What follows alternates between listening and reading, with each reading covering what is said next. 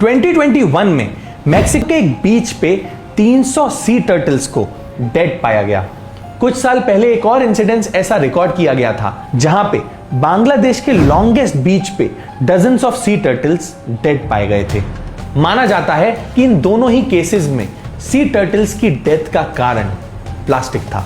Interesting बात यह है कि सी टर्टल्स वही क्रीचर्स हैं जो मिलियंस ऑफ ईयर्स से सक्सेसफुली एग्जिस्ट कर रहे थे, पर आज सी टर्टल्स की गिरती पॉपुलेशन का रीजन भी हम ह्यूमंस ही हैं, क्योंकि इनडायरेक्टली ही नहीं बल्कि डायरेक्टली भी हम इन सी टर्टल्स को बहुत ज्यादा हार्म पहुंचा रहे हैं। एक्चुअली टर्टल्स को ह्यूमंस उनके मीट और शेल के लिए मारते हैं। साथ ही हम कई बार इन सी टर्टल्स को उनके नेचुरल हैबिटेट से निकाल के उनको अपना पेट भी बना लेते हैं, जिसकी वजह से कई बार वो सरवाइव नहीं कर पाते।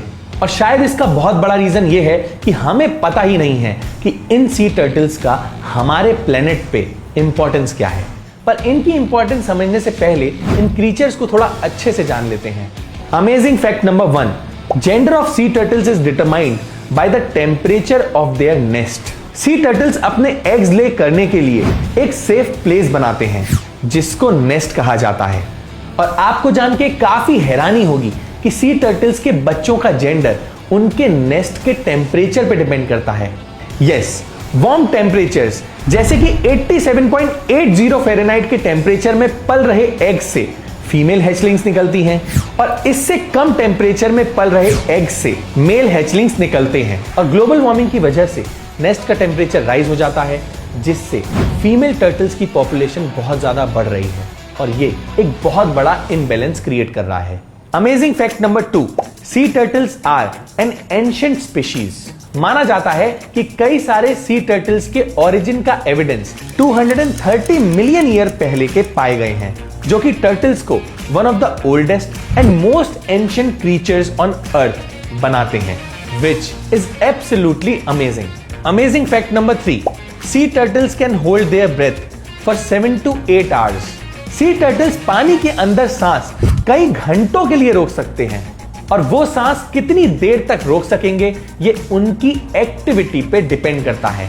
फॉर एग्जाम्पल, अगर वो सी टर्टल्स पानी में सो रहे हैं तो वो 7 घंटे तक सांसों को होल्ड कर सकते हैं, क्योंकि सी टर्टल्स सोते टाइम सबसे कम एक्टिविटी कर रहे होते हैं, पर अपनी डेली एक्टिविटीज करते टाइम ये 45 मिनट्स तक अपनी ब्रेथ को होल्ड कर सकते हैं, which is a pretty long time. Amazing fact number 4, male turtles never leave the ocean.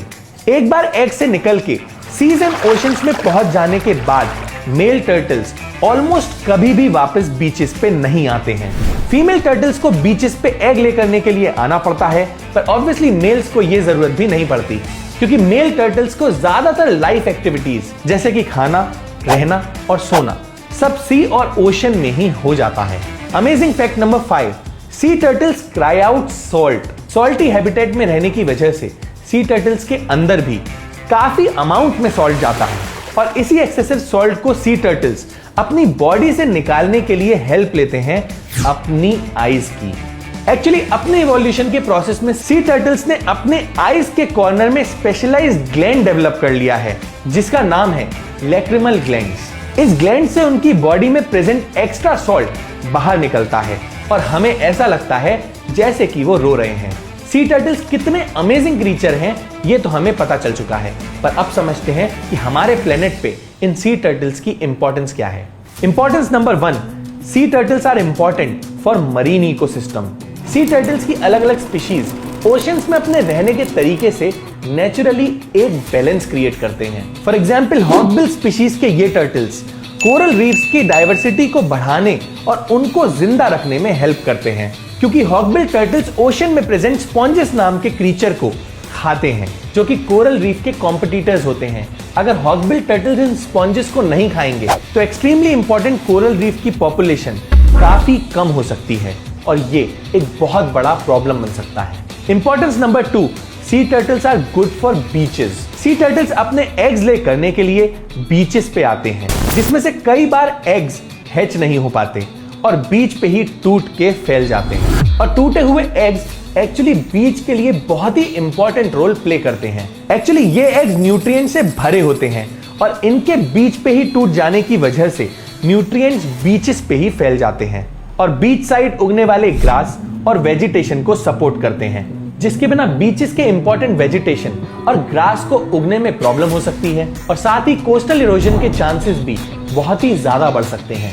Importance number 3, sea turtles are the key part of the food web. Sea turtles जमीन और पानी के अंदर as a baby और as an adult हर तरीके से food web में इंपॉर्टेंट रोल प्ले करते हैं। टर्टल्स ओशंस में एपेक्स प्रेडेटर्स जैसे कि शार्क्स और ऑर्कस जैसे क्रीचर्स का खाना होते हैं। इसके अलावा ये अपने एग फॉर्म में और छोटे बच्चे के फॉर्म में भी एज अ प्रे कई क्रीचर्स जैसे कि बर्ड्स, रकून्स और घोस्ट क्रैब जैसे क्रीचर्स का इंपॉर्टेंट फूड होते हैं। Importance number 4, sea turtles are like the delivery persons in ocean. सी टर्टल्स की शेल पे कई तरह के क्रीचर्स चिपके रहना पसंद करते हैं, जैसे कि बार्निकल्स और एल्गी। इंटरेस्टिंगली ये क्रीचर्स कई सारी फिशेस और श्रिम्प्स का खाना होते हैं, तो ओशन में इधर उधर घूमते समय टर्टल्स इन फिशेस का चलता फिरता फूड स्टॉल बन जाते हैं। सी टर्टल्स की इतनी सारी इंपॉर्टेंस होने के बाद भी आज सी टर्टल्स की पॉपुलेशन अब सेफ और सिक्योर नंबर्स में नहीं है।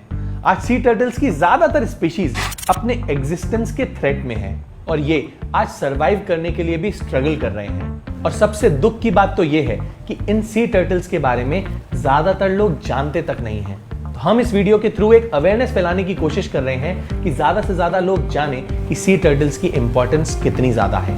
That's it for this video. See you next Sunday. हम ऐसे ही एनवायरमेंट अवेयरनेस पे फिल्म्स बनाते हैं, तो अगर आप एनवायरमेंट को लेकर थोड़ा सा भी सीरियस हैं और उसे सेव करना चाहते हैं तो आप इको फ्रीक्स नाम के फेसबुक ग्रुप को ज्वाइन कर सकते हैं। इसमें हम ऐसे लोगों की कम्युनिटी बनाना चाहते हैं जो एनवायरमेंट के बेटरमेंट के लिए कुछ कर रहे हो। तो अगर आप किसी ऐसे को जानते हैं या आप खुद कुछ ऐसा कर रहे हैं तो आप इस ग्रुप में जाके पोस्ट कर सकते हैं सो दैट और लोगों को इसके बारे में पता चले। लिंक डिस्क्रिप्शन में मेंशन है। Thank you and take care.